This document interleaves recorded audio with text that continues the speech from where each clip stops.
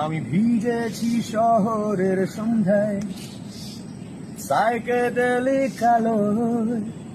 ঘুম ভেঙেছে অ্যালার্মের শব্দে, আমি ফিরতে চেয়েছি ভালো, আমি ফিরেছি ফের তোমার কথায়, আর তোমার মায়াবী স্পর্শে আশ্রয় নিতে বারবার বিগত